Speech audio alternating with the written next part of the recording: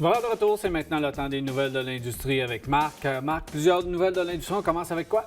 Ben, écoute, je t'ai dit qu'on ne parlerait pas de Tesla, mais je t'ai pas dit qu'on ne parlerait pas de véhicules électriques. OK. Il y a quand même eu des annonces importantes cette semaine. La première, c'est Ford qui nous l'a offert en nous disant qu'on était pour avoir un Ford Transit électrique. Oui. 100% électrique. Ça, c'est une bonne nouvelle parce que c'est pour les travailleurs, les gens qui se promènent en ville.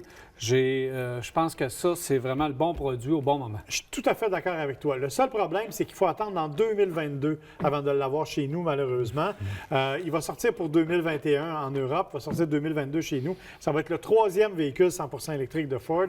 Pourquoi troisième? Bien évidemment, il y a la Ford Mustang Mach-E. Il y aura le Ford F-150 électrique qui va sortir cette année un peu plus tard. Et il y aura le Transit électrique qui va arriver. Le problème, c'est que pour le moment, on ne sait absolument rien de la motorisation. On n'a rien voulu nous dévoiler. Par contre, on nous a dit qu'il serait disponible dans toutes les versions, c'est-à-dire châssis cabine ouvert ou le fourgon tel qu'on le connaît. Et surtout, qu'on en profiterait pour connecter ce transit-là à toutes les applications possibles et imaginables. Tu le dis, c'est pour les travailleurs. L'idée, c'est qu'on veut vraiment que les gestionnaires de flotte puissent être capables de tout contrôler à distance. Donc, on aura bien entendu toute la suite télématique de Ford, connectivité Wi-Fi et tout ça à l'intérieur, bien sûr, plus les technologies de sécurité qui viennent avec. Ça va être intéressant parce qu'il faut s'attendre à avoir une version essence, évidemment régulière. Il faut s'attendre à avoir un hybride, probablement branchable et un 100% électrique. Donc, pour les petites et moyennes entreprises qui en ont besoin, il va en avoir pour tous les goûts, tous les kilométrages. Mais j'ai vraiment hâte de voir au niveau électrique, là, ça va être quoi l'autonomie? Exactement, ça va être ça la clé, en fait, Mais sauf qu'en même temps, ils sont pas mal les seuls à offrir un camion de nature commerciale que l'on peut facilement aménager. Hein? Parce que je te rappelle que le Transit, là, on peut en faire à peu près n'importe quoi. Donc, je pense que c'est une excellente nouvelle de la part de Ford qui nous a annoncé ça. Peut-être un peu rapidement. Ça va mettre de la pression du côté de chez Nissan qui ont un petit véhicule concurrent. ProMaster également, chez Ram qui a un véhicule concurrent. Mercedes, donc on va faire bouger les choses dans ce sens. Effectivement, je pense que c'est pas mal le but. Dans un tout autre ordre d'idées, on s'en va chez Porsche qui nous a dévoilé cette semaine la nouvelle 911 Turbo. C'est la Porsche la plus rapide jamais conçue. C'est pas compliqué. 3,8 litres, bien sûr, le moteur, 641 chevaux, couple 590 chevaux, soit 60 chevaux de plus que l'ancienne génération. C'est assez incroyable. Bien sûr, transmission PDK 8 rapports, qui est la plus rapide de toutes les transmissions automatiques sur le marché, il faut le dire. Rouage intégral, on parle d'un 0-100 en 2,7 secondes. Ça commence à être vite pas mal. Donc, évidemment, vitesse de pointe, 330 km/h, ce que tu n'auras jamais l'occasion d'essayer sur une route au Québec, bien sûr. En fait, ce qui est très particulier, c'est qu'on a vraiment joué non seulement sur la mécanique, mais on est allé chercher des détails assez particuliers. On a ouvert, par exemple, tous les refroidisseurs, si tu veux, tout ce qui permet de refroidir le moteur. On dit qu'on a augmenté cette surface-là de 14 %. Ça a permis juste ça d'aller chercher 20 chevaux de plus. Alors, on a vraiment joué avec les détails techniques de façon à ne pas dénaturer la voiture, mais à arriver avec une puissance qui est absolument incroyable. Et bien sûr, tu t'en doutes, le frein en carbone, avec tout ce que tu veux. Et on dit qu'on a maintenant un appui aérodynamique qui a été aussi augmenté de 15 % juste avec l'aileron arrière. C'est une machine à fine pointe de la technologie et restez à l'écoute parce qu'on va aller l'essayer sur un circuit mythique dans les prochaines semaines et on va vous revenir avec plus de détails. Effectivement. Dans la série des autres nouveautés, parce qu'on le sait, il y a eu le Salon de Genève virtuel, même si le salon a été lui-même annulé. Oui. Il y a Genesis qui a présenté la nouvelle G80.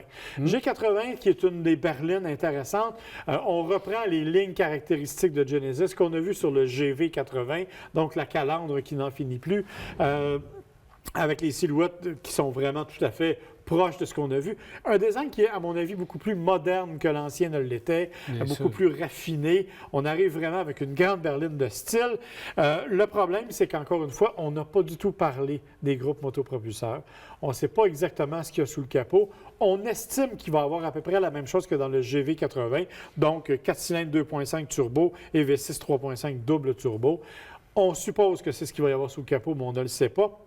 Ça va arriver, bien sûr, au cours des prochains mois. On n'aura plus de détails, mais c'est une voiture qui a été dévoilée justement là, en marge de ce salon virtuel de Genève avec un style. Mais Genesis, très beau design. Écoute, Genesis, je trouve qu'ils font des efforts. Là.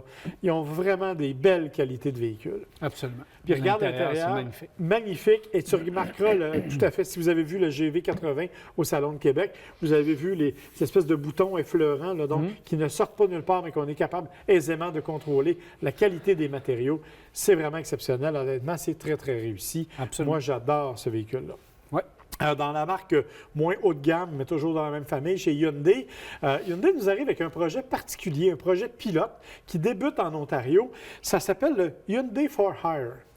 C'est que c'est une compagnie qui va faire de la location à court terme. C'est la première fois qu'un constructeur fait soi-même ce type de location-là. On ne s'en cache pas. J'ai jasé avec Don Romano, le président, qui disait, écoutez, l'objectif, c'est clairement d'aller chercher une nouvelle clientèle, de permettre aux gens d'essayer nos véhicules. C'est ça l'objectif premier. Rapidement. Donc, ils vont offrir ça à des coûts, dit-il, compétitifs. On n'a pas encore ces coûts-là, évidemment.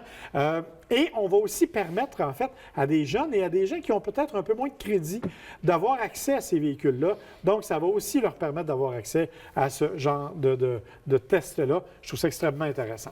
Ben oui, puis on peut aller chercher du marché, ça va être pratique, puis on s'attend à ce qu'il y ait un concessionnaire par région qui puisse offrir la location. Mais pour le moment, on ne le fait qu'en Ontario. On va voir quels sont les résultats. Là, ça commence au cours des prochaines semaines, donc on n'aura plus de détails à ce moment-là avec les... Dans la région immédiate de Toronto, je pense qu'on peut avoir beaucoup de succès avec ça. Effectivement. Je pense que dans les zones urbaines, ça va être extrêmement populaire. Ouais.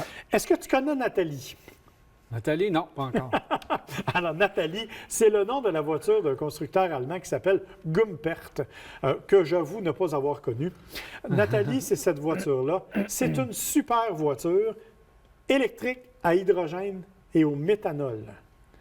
Ben voyons. Ça, c'est particulier. En fait, c'est qu'à l'intérieur, il y a comme deux systèmes. Tu as un système, une batterie de recharge, OK? Et tu as une pile à combustible de 15 kW alimentée par de méthanol qui convertit elle-même l'hydrogène en électricité. Ça te permet d'avoir une autonomie, imagine, on estime 820 km. OK?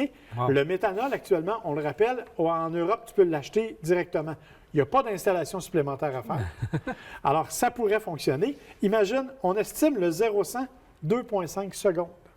Wow, ça, c'est puissant et rapide. Mais bon, dans la lignée des voitures électriques, là, sont toutes puissantes et rapides, on le sait. Là. Mais 544 chevaux de moyenne, comme je te dis, 820 km d'autonomie, c'est assez exceptionnel. On commence la production. Mais est-ce qu'on doit compresser? Non, c'est le méthanol est là et c'est la réaction du méthanol qui, en allant avec un électrolyte, réussit à produire l'électricité. Bon, une nouvelle affaire. Une nouvelle affaire, évidemment, rouage intégral et tout ce que tu veux, mais on commence la production. Ce n'est pas juste un concept, là, on va commencer la production. Dans la série de ce genre de nouvelles-là, on ne peut pas passer sous silence non plus ce que GM nous propose, la nouvelle batterie qu'on appelle Ultium. C'est une nouvelle batterie particulière parce qu'elle est comment je pourrais dire, on peut l'étirer. Elle est expansible parce que c'est une nouvelle technologie de batterie avec comme ce qu'on appelle des pouch batteries. Là. Donc, on peut étirer le format. On dit qu'elle peut avoir jusqu'à 645 km d'autonomie. Si c'est le cas, ça commence à être assez intéressant, effectivement. Avec une seule recharge, on dit que ça va être dans les 10 prochains modèles électriques de GM. Et on dit, attention, c'est Mary Barra qui le dit, c'est pas pour dans 10 ans, là.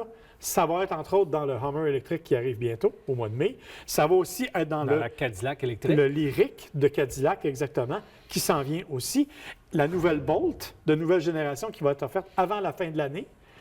Et Mary Barra a fait une petite à Tesla. Excusez, il fallait que j'en parle quand même. En disant, nous autres, nos voitures vont être rentables dès la première année.